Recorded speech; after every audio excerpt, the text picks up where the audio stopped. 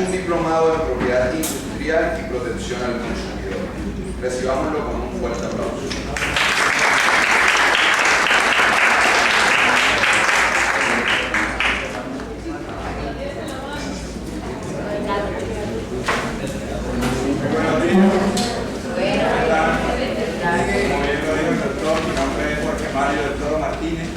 Yo soy abogado, orgullosamente egresado de esta universidad, la Universidad San Buenaventura Seccional Cartagena, y pues actualmente funjo como agente de descentralización de la Superintendencia de Industria y Comercio. Mi oficina se encuentra ubicada en el edificio Torres de los segundo piso, en las oficinas de la Superintendencia de Sociedad. Comencemos en materia. Yo les voy a hablar hoy sobre la protección al consumidor, algunos conceptos específicos y la ruta a seguir para demandar o denunciar ante la Superintendencia de Industria y Comercio. Es necesario precisar un concepto específico para adentrarnos en el tema, el cual es el derecho del consumidor. Yo quiero hacer esta charla, esta conferencia lo más dinámica posible. ¿Quién me puede decir con sus palabras personales qué creen que es el derecho del consumidor? Alguien cualquiera que se aventure a dar un concepto personal. Bueno, no todos a la vez. El derecho del consumidor son un conjunto de normas jurídicas emanadas del poder público tendientes a proteger o salvaguardar el usuario del mercado, que llega a ser usuario del mercado debido a una relación de consumo. ¿Qué es esto de la relación de consumo? Es una palabra que deben tener muy en cuenta para entender toda la demanda. La relación de consumo es aquella interconexión o relación que se da entre tres elementos o entre tres partes. El primero de ellos es el productor, el segundo de ellos es el proveedor y el tercero, el chacho de la película, el consumidor. ¿Quién es el productor? El productor es la persona que crea, modifica, elabora los bienes y los servicios y los pone a disposición ¿de quién? Del proveedor, que a su vez es la persona jurídica o natural que pone a disposición o en conocimiento del público en general esos bienes y servicios que el productor ha creado, ha elaborado o ha modificado. Es aquí donde entra el consumidor, nosotros, que adquirimos bienes y servicios. ¿Quién me puede decir con sus palabras qué es un consumidor? Alguien cualquiera. ¿Qué es un consumidor? El consumidor, podemos decir que es el sujeto activo de pronto de la relación de comercio. O sea, es la persona que demanda un producto, ya sea de necesidad. Para satisfacer una necesidad. ¿Alguien más? Bueno, el compañero ha dicho que el consumidor es la persona que demanda, o sea, que es la que contrata. Pero, si nosotros nos circunscribimos a esa definición, tendemos a fallar, y era lo que se hacía antes. El consumidor es la persona que adquiere el bien o el servicio, según lo que dice el compañero y según lo que se tenía anteriormente. Pero la Corte Suprema de Justicia ha dicho, hombre, este concepto de que el consumidor es la persona que adquiere el bien limita a los demás posibles beneficiarios de ese sujeto activo, como él bien lo ha dicho, que es el consumidor. Entonces la Corte Suprema ha dicho, no solo es la persona que lo adquiere, sino la persona que lo disfruta.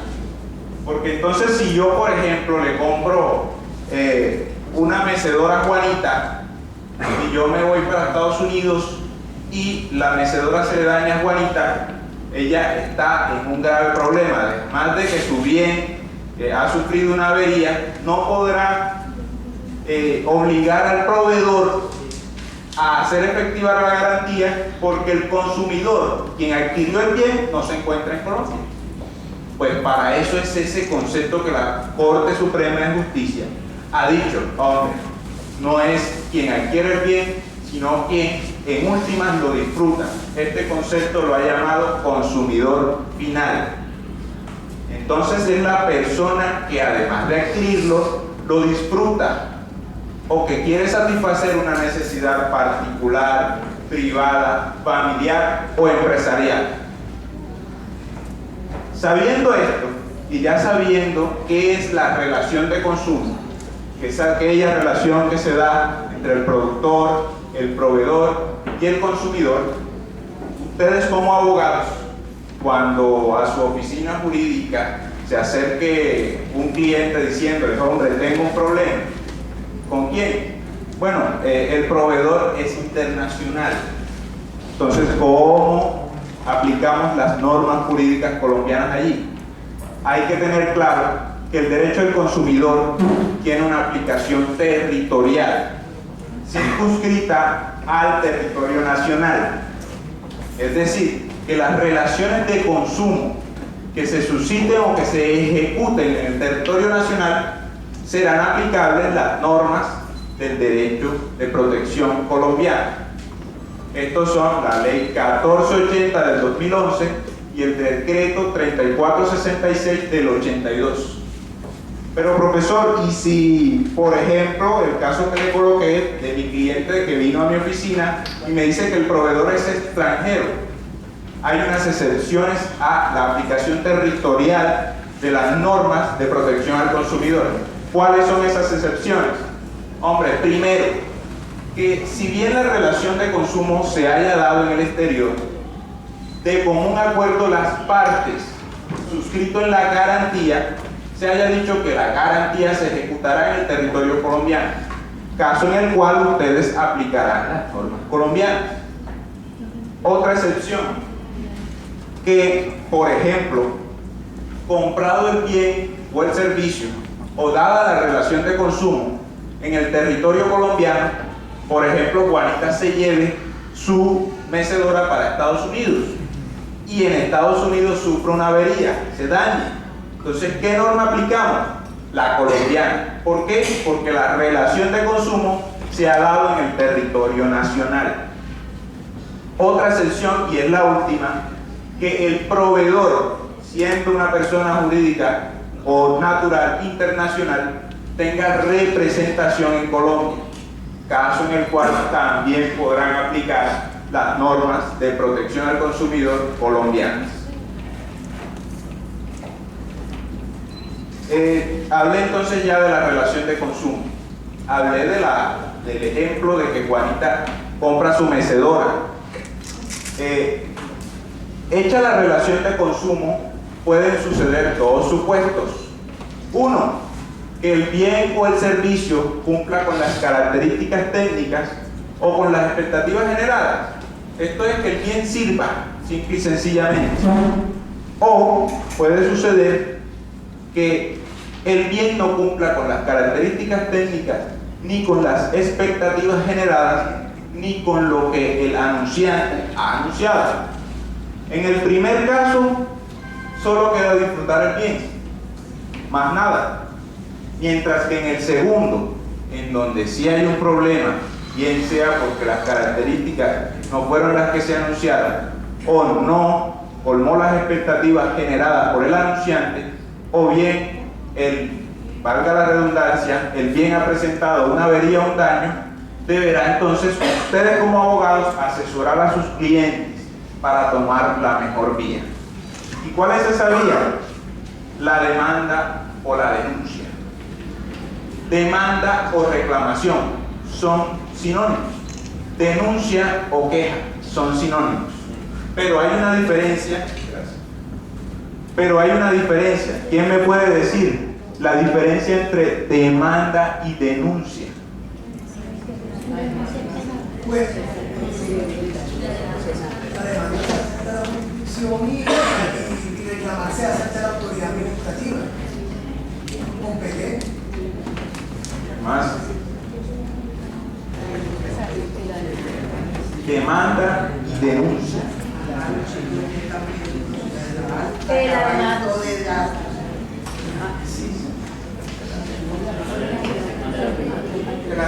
civil, la denuncia es penal. Por ahí va la cosa. ¿Quién puede aterrizar la idea del doctor? En la demanda de la parte civil se busca una indemnización. Se busca una indemnización en la demanda. En la parte civil busca una indemnización. Y en la denuncia, que es lo penal, busca como bien una sanción, una condena. Perfecto. ¿Su nombre es? María Eugenia Valencia. Perfecto, María Eugenia. Esa es la diferencia. En la demanda hay un interés particular y ustedes buscan un resarcimiento individual, mientras que en la denuncia, como lo dijo María Alejandra, ustedes tienen María Eugenia.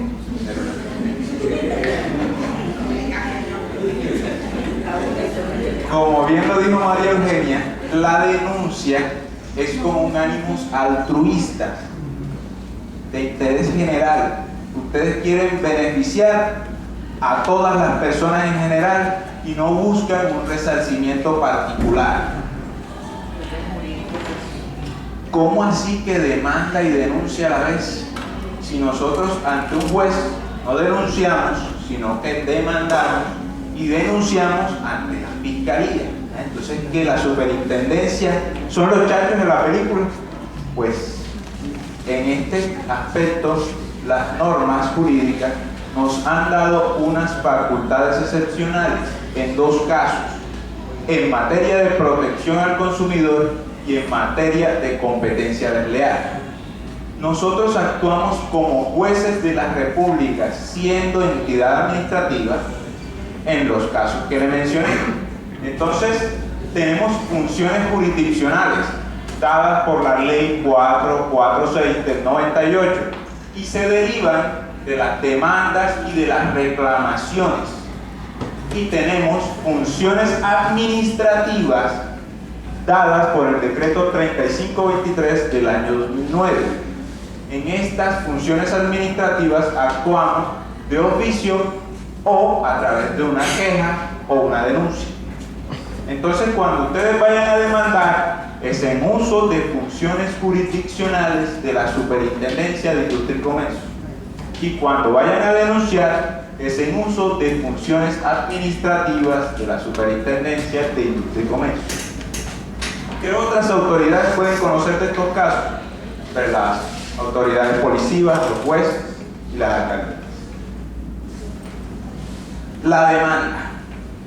¿Ustedes han oído hablar de la ley 640? Sí. Que habla de la conciliación. Requisito de procedibilidad para las demandas. Bueno, pues aquí hay una excepción. Cuando ustedes pretendan demandar ante la Superintendencia de Industria y Comercio, no deberán agotar este requisito de procedibilidad. Pero la ley 1480 se inventó una cosa similar. Y esto es que ustedes deben reclamar previamente ante el proveedor. ¿Quién es el proveedor? ¿Quién me puede recordar quién es el proveedor? ¿Quién vende? Perfecto. Entonces ustedes deben reclamar que si por ejemplo fueron y compraron un televisor a Éxito y Éxito a su vez se lo compró a Sony, el proveedor es Éxito. Entonces ustedes deben reclamar ante Éxito, elevar una queja, una petición, un reclamo. Y de hecho la superintendencia es la facultad para responder los recursos en el caso de que un proveedor no te responda a la petición. Vamos a entrar ya de claro eso. Entonces, eso es una simple reclamación, no tiene nada que ver con cuestiones administrativas, no tiene recursos ni de reposición ni de apelación. Es una reclamación privada que hacen dos personas privadas. Juanito con Éxito, señores Éxito, el día 5 de diciembre compré un televisor de 75 pulgadas y el 8 dejó de servir. Éxito tiene 15 días hábiles para darles respuesta de esa reclamación. Si no les da respuesta, pues presentan la demanda. Si les da respuesta en los términos que ustedes no querían, presentan su demanda. Por ejemplo, Juanita, que compra su mecedora, ella va a Muebles Amar y dice, yo quiero que me la cambie, ya no quiero que me la repare. Y Muebles Amar dice, yo se los voy a reparar porque tengo ese derecho y bien lo tiene. Pues entonces debe iniciar una demanda para que le cambien el bien ante la Superintendencia de Industria y Comercio. O si, por ejemplo, Juanito, que compró su televisor y se le dañó a las 24 horas, ya él no quiere saber nada ni de Sony ni de Éxito, y lo que quiere es la devolución de su dinero. Y Éxito lo que le propone es que le va a cambiar el televisor por uno igual. Entonces Juanito debe interponer una demanda. Y ustedes serán los asesores de Juanito. ¿Cómo presentan esa demanda de Juanito o de Juanita ante la Superintendencia de Industria y Comercio? Pues bien, los requisitos son los generales de cualquier demanda. La designación del juez, que en este caso es la Superintendencia de Industria y Comercio, una relación sucinta de los hechos, de lo sucedido, individualizado, y que se vea claramente cuál es el problema. ¿Cuál es el problema? Un bien. Entonces hay que individualizar cuál es el bien o cuál es el servicio objeto de la demanda. Además, individualizar a las partes. Si ustedes dentro de la demanda no dicen a quién están demandando, será inadmitido. Luego de eso viene la cápite de pretensiones. Y como pretensiones podrán proponer solo 3. Y solo se podrán limitar a 3 pretensiones en este tema de protección al consumidor, efectividad de garantía. ¿Cuáles son? 1, que me reparen el bien o el servicio. 2, que me cambien el bien. 3, que me devuelvan el dinero. Luego de las pretensiones, ustedes deben dar o aportar las pruebas que sustenten esos hechos y esas pretensiones. ¿Cuál es la prueba reina en materia de protección al consumidor? Factura. Perfecto. Y la factura prueba la relación de consumo. Pero profe, yo he escuchado que no es necesario tener la factura, pero vale más un pájaro en la mano. Si ustedes no aportan la factura, el demandado puede excepcionar diciendo, no hay relación de consumo, yo nunca le he vendido a Juanito el televisor. ¿Y cómo prueban ustedes que sí se lo compraron? La factura. Otra de las pruebas que ustedes deben anexar son pruebas documentales tales como videos e imágenes comentadas del daño, del bien dañado o del servicio mal prestado. Luego de eso, las notificaciones. Yo las recibo en tal lado y mi demandado las recibe en tal parte. Firma, cédula y anexan todo lo que relacione en el acápite de pruebas. Luego de eso viene algo novedoso que el superintendente de Industria y Comercio saliente, doctor José Miguel de la Calle, lo instauró y se llama punto de solución. Es un nuevo grupo o una delegatura dentro de la Superintendencia de Industria y Comercio que se encarga de la conciliación, de la amigable composición. Aún aquí en el proceso no hemos llegado ni siquiera a la admisión de la demanda, ni se ha revisado de fondo la demanda. Simple y sencillamente se revisan los hechos y las pretensiones, ni siquiera las pruebas. Y un funcionario de la Superintendencia de Industria y Comercio del grupo de punto de solución se pone en contacto con el demandado y le pone en conocimiento los hechos y las pretensiones. Juanito se le dañó el televisor y él quiere que le devuelvan la plata. Éxito, entonces, debe dar respuesta a eso.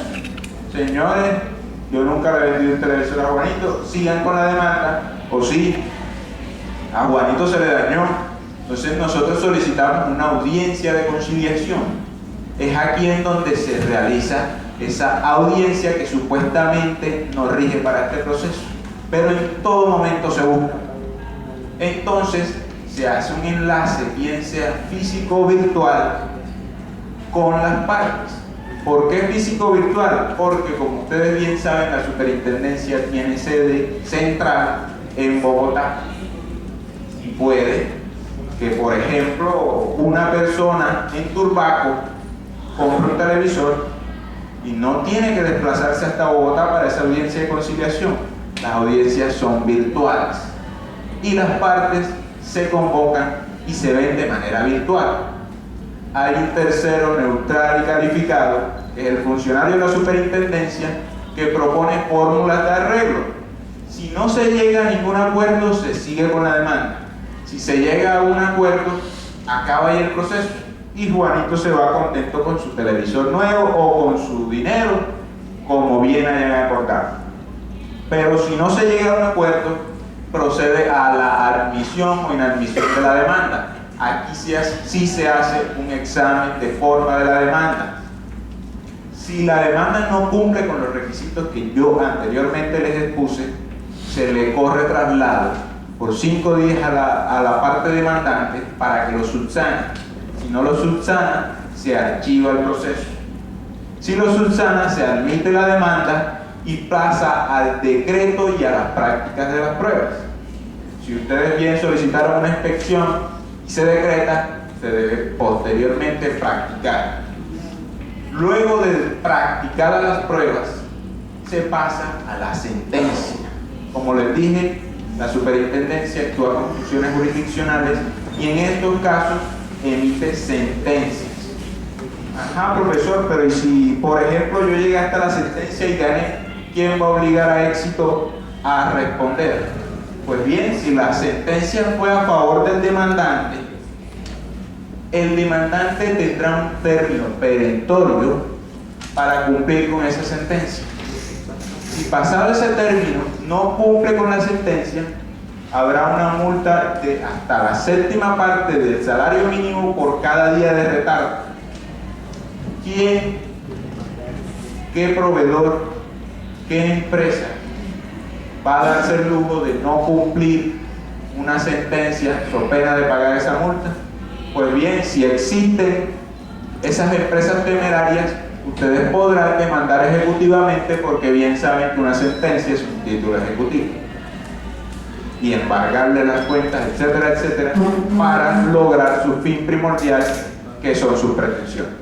Doctor Mario, y referente a los tiempos entre cada... Bueno, el proceso se guía por el proceso verbal sumario. Existen términos como el de traslado de excepciones, punto de solución, pero no existe un término perentorio para emitir la sentencia. Por lo general, las sentencias se dan desde antes del 2011, se daban en 1 o 2 años. Actualmente, un proceso de protección al consumidor está demorando entre 3 y 6 meses. O sea, la práctica de la prueba no tiene un término perentorio. No tiene un término, de acuerdo a lo que el trabajo de la... Exacto. Bueno, yo les comenté que había una diferencia con la denuncia. La denuncia es en uso de funciones administrativas. Esto quiere decir que hay una persona que se queja o que pone en conocimiento los hechos constitutivos de esa conducta que vulnera los derechos de protección al consumidor y lo pone en conocimiento de la superintendencia sin pretensiones, lo puede hacer sin pruebas, inclusive lo puede hacer un anónimo, porque simple y sencillamente la superintendencia tendrá la obligación de abrir una investigación administrativa. Abierta la investigación administrativa, se hace una inspección o se recolectan pruebas en general para verificar la veracidad de los hechos. Luego de esa inspección, luego de esa práctica de pruebas, se elabora un informe que se pone en conocimiento del denunciado, quien deberá responder a ese informe. Posterior a eso, se emitirá una resolución en donde se multa o se exonera al denunciado. Por ejemplo, un ejemplo de denuncia: hombre, yo estoy yendo a un restaurante y a mí me están cobrando el 10% de la cuenta y yo, como cliente, como usuario, voy y denuncio ante la Superintendencia de Industria y Comercio para que no solo me pase a mí, sino para que no le pase a más nadie, para que sea multado y esa conducta cese. Yo aquí les he hablado de efectividad de garantía, etcétera, etcétera. Deben tener claro ciertos conceptos para tener aún más claridad sobre eso. Calidad. ¿Qué es la calidad? La calidad son las características, la esencia del bien. ¿Qué es la idoneidad? La idoneidad es la aptitud del bien o del servicio de satisfacer la necesidad a la cual fue adquirido o fue hecho. Aquí nos remitimos a la garantía. Entonces, ¿qué es la garantía? La garantía es la obligación que tiene el proveedor y o el productor de responder sobre la calidad y la idoneidad del bien o del servicio. ¿Por qué digo y o?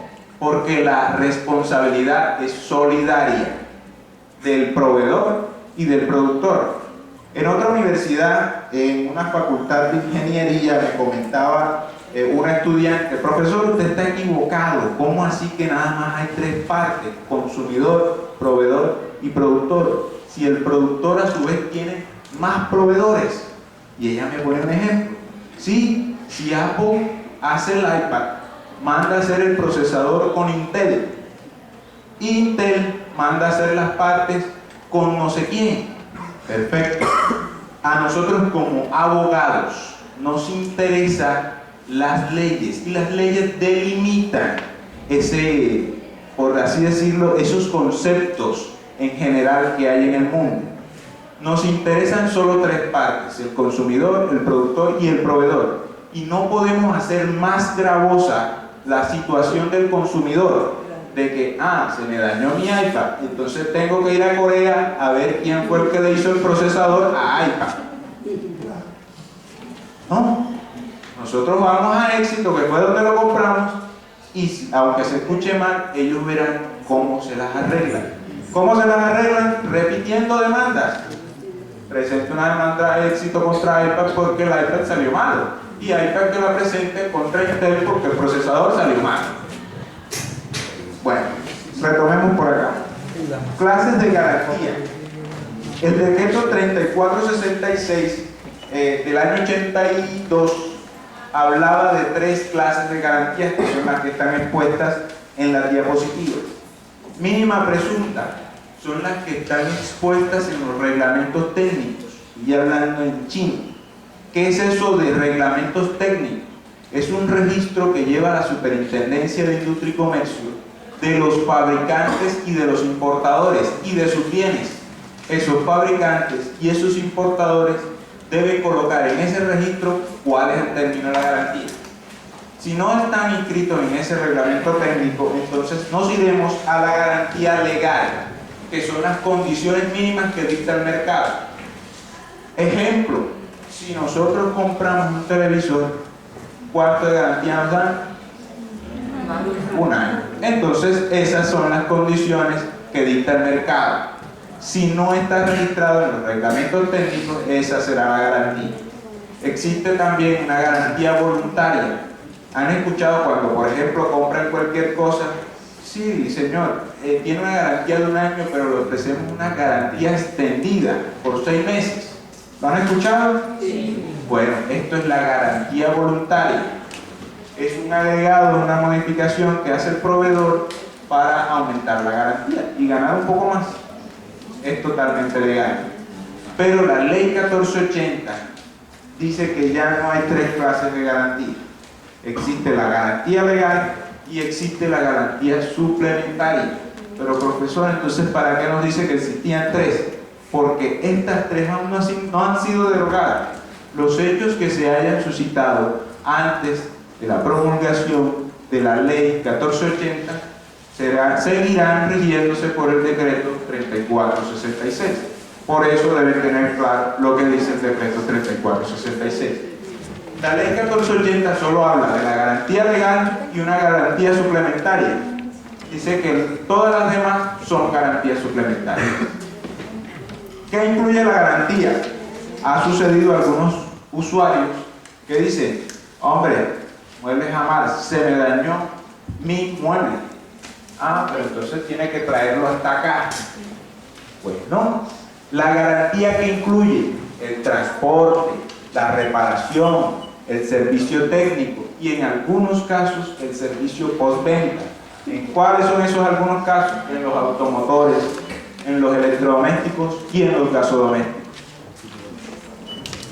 Aquí está lo de que les hablaba de que no, y si yo no tengo la garantía o la factura, es mejor tenerla. De esa forma ustedes prueban la relación de consumo. Si hay un cambio del bien, eso interrumpe la garantía. Si por ejemplo ustedes compraron una Vero Motion y al 11º mes se les daña y se los cambian por uno nuevo, no quiere decir que el nuevo carro va a tener un solo mes de garantía, porque son 12. No. La garantía se interrumpe. Cambiemos la palabra. Se elimina la garantía anterior y empieza a correr una nueva. Con el nuevo bien, con el bien que le han cambiado. ¿Se podrá pedir indemnización? Pues sí. Inclusive la superintendencia tiene la posibilidad de tasar indemnizaciones, pero nunca lo hace. Deberán entonces hacer esa petición ante un juez, luego de que tengan la sentencia que les da la razón. Garantía de desechables. ¿Ustedes creen que los desechables tienen garantía? ¿Qué me dicen? No, ¿por qué?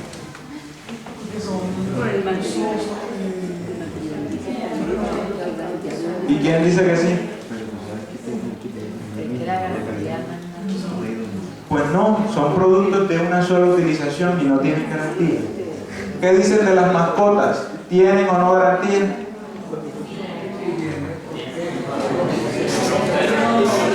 ¿Tienen o no? Las mascotas también tienen garantía.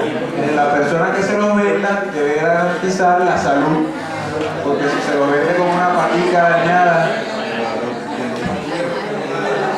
los bienes usados.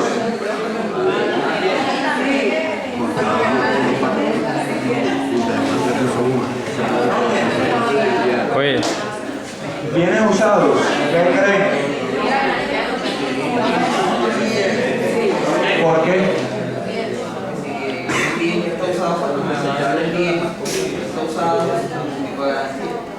Bueno, como lo dice el compañero, pese a que sea usado, tiene garantía. Se presume que la garantía será de hasta 3 meses, pero las partes pueden acordar que no tenga garantía, esto por escrito. Entonces, si me venden a mí un BlackBerry, deben garantizármelo hasta por 3 meses, BlackBerry usado, hasta por 3 meses, si no se pactó lo contrario. O sea, cuando no está escrito, se presume que son 3 meses. Exacto. Prorrogables hasta. No. Doctor, en el caso de los vehículos usados, la garantía es igual de 3 meses. Igual, pero ahí tienen que remitirse a algo que se llaman los vicios debitorios ocultos. Bueno, derecho de retractación. Este es un tema que no me gusta mucho, pese a que no soy un gran empresario que vende productos y servicios en masa. Me parece abusivo con los comerciantes. Si yo vendo un bien o un servicio de calidad y que no ha presentado ningún problema, yo no veo por qué debería yo devolverle el dinero a esa persona que se ha arrepentido. Pero sí, según la ley 1480, dentro de todos los contratos de bienes, de compra y venta de bienes y servicios, se encuentra inmerso este derecho de retractación y será hasta por 5 días. Pero antes de la ley 1480, con el decreto 3466, el derecho de retractación era una facultad del comerciante. Bien podía devolverles el dinero o no, y tenía 2 días el usuario para ejercer ese derecho, que era una facultad del comerciante. Existen algunas excepciones, como las prendas personalísimas, como las prendas íntimas, que no tiene devolución por una razón pues, obvia. No va a usar una panty por 3 días y va a irla a devolver. No, es que ya no me gustó. No, hay excepciones. Aquí vamos a lo de las causales de exoneración de la garantía. Cuando ustedes sean los abogados, no del consumidor, sino de los proveedores o de los productores, ¿cómo se defiende? Pues excepcionando. Y tienen hasta 4 excepciones. Una, culpa de un tercero. No, que yo le presté el iPad a mi hermano y él fue quien lo dañó. Ni el productor, ni el proveedor, ni el consumidor, sino un tercero fue quien averió el bien. Caso en el cual ustedes no tienen la responsabilidad de cumplir con la calidad e idoneidad porque un tercero ha sido quien lo ha dañado. Caso fortuito o fuerza mayor. No, es que yo dejé el fogón prendido y se quemó la casa y el televisor se dañó. Necesito que me cumplan la garantía. El televisor Sony tiene que aguantar un incendio. Pues no, caso fortuito, fuerza mayor, tampoco. Uso indebido, que yo compré un reloj y no encontraba el martillo y así que yo cogí el reloj para poder martillar ese clavo y eso tiene que aguantar. Uso indebido. Aquí hay un requisito adicional para poder proponer esa excepción. ¿Cuál es?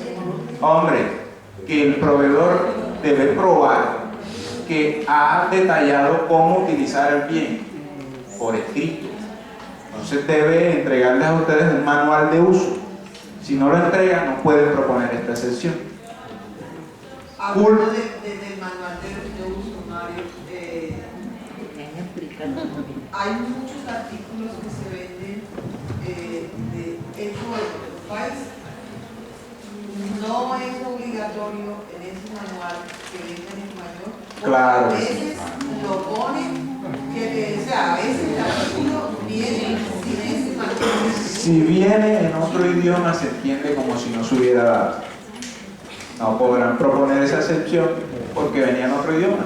Estamos en Colombia, se utiliza el castellano, debe venir en castellano. ¿Ya? Una pregunta, y en el caso que decías tú del reloj usado como martillo, o sea, no es como lógico que aunque no venga con el manual te lo tienes que ver. Sí, pero de todos modos puede haber una persona descabellada que se desesperó porque no encontró el martillo y dijo, no, es que esto tiene que aguantar. Claro, que esto es suave, esto tiene que aguantar.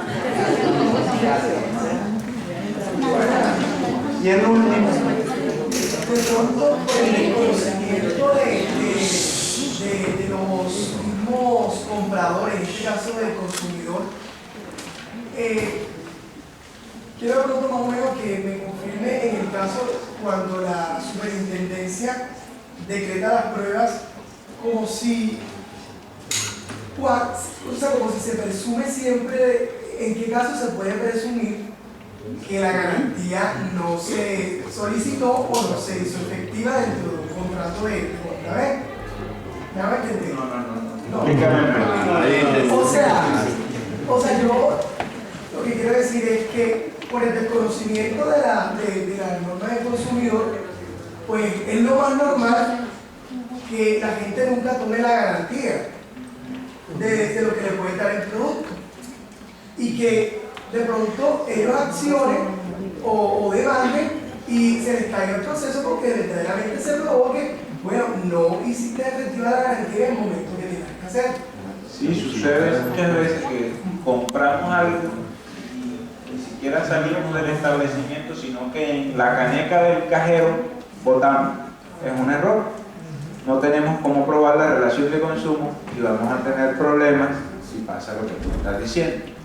El proveedor, si tiene un buen abogado, uno de ustedes propondrá esa excepción. No hay relación de consumo y se cae la demanda. Una pregunta. es muy común hoy en día que los almacenes ya no te dan la facturita como antes, escrita a mano o por otro tipo de tinta, sino la que expide la caja registradora. Y usted sabe que esa tinta... Sí, pero hay algo que se llama garantía sustitutiva y ellos te hacen una garantía que solamente te dan el volante nomás. Entonces, y cuando te va a ver, ya eso se borró. Sacarle copia. Hay que ser cuidadoso, sacarle copia. Si no impide una garantía sustitutiva. Y la otra es culpa exclusiva de la víctima. Tiene mucha relación con el uso indebido. Culpa exclusiva, hombre, simplemente tenía reloj y se me cayó y se dañó. ¿Es culpa de quién? Del consumidor. Doctor, una pregunta.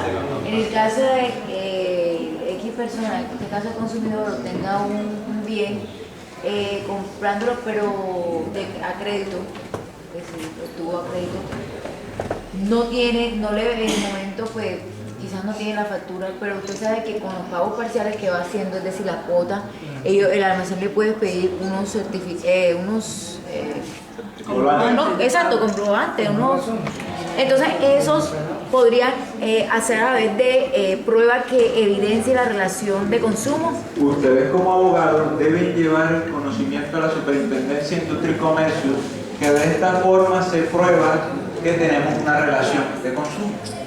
¿Ya? Las garantías, hay unas garantías especiales. En materia de automotores hay que pedir un certificado especial de garantía y debe haber un servicio postventa de hasta 10 años. Si viene Mercedes-Benz acá y me vende un Mercedes y se va al año siguiente, y si a mí se me daña el carro en 2 años, debe garantizarme un servicio postventa de hasta por 10 años. Así se vayan de Colombia, deben garantizar los repuestos, el servicio técnico, etcétera, etcétera, todo lo que cubre la garantía. Vehículos particulares tienen una garantía de 1 año o 20.000 kilómetros. Vehículos de servicio público, transporte de pasajeros, tienen una garantía de 6 meses o 50.000 kilómetros. Las motos de 6 meses o 60.000 kilómetros. Y todas estas empresas que vendan automotores, electrodomésticos y gasodomésticos deben implementar algo que se llama el sistema institucional de PQR, es decir, que ustedes puedan presentar peticiones, quejas o reclamos y asignarles un número de erradicación interno a ellos, un número de erradicación interno en su empresa, para que ustedes puedan hacer seguimiento de sus peticiones, de sus quejas y de sus reclamos. Garantía especial en materia de baterías, también hay que pedir un certificado o una tarjeta. Las baterías de servicio público serán de 6 meses, las de motos de 6 meses también, y las de vehículos particulares de 12 meses. En los electrodomésticos y gasodomésticos, como les comentaba, también debe pedirse garantía e implementar el sistema institucional de PQR. Eso es todo. Gracias.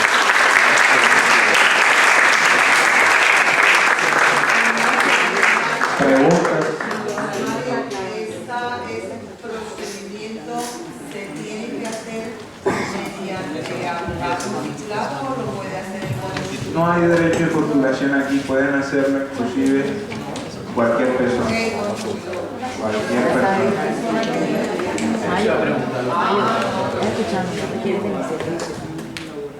Aquí quedan las diapositivas para quien quiera copiarlas. ¿Alguna pregunta?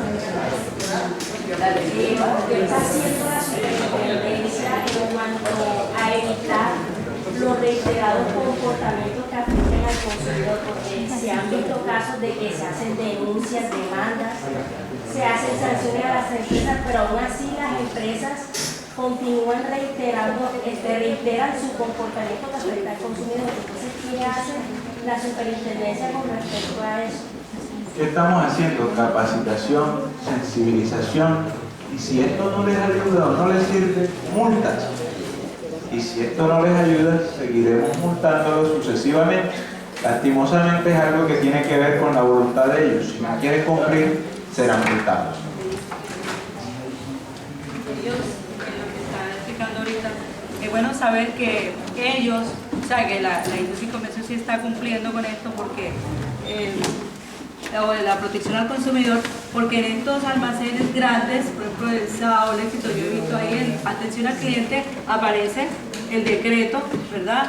La ley de protección al consumidor, y ahí dice, al señor usuario, si usted se ve que le ha violado sus derechos, acérquese, y dice el teléfono y todo eso. Entonces ahí está la información para el mismo usuario o el consumidor para que solucione su problema. Ellos mismos te la están presentando. Claro, y además hemos hecho muchas campañas para dar a conocer el nuevo estatuto y para que todas las personas conozcan de sus derechos. Yo traje 70 cartillas de protección al consumidor para auxiliar de ustedes. Sí, están allí. Gracias.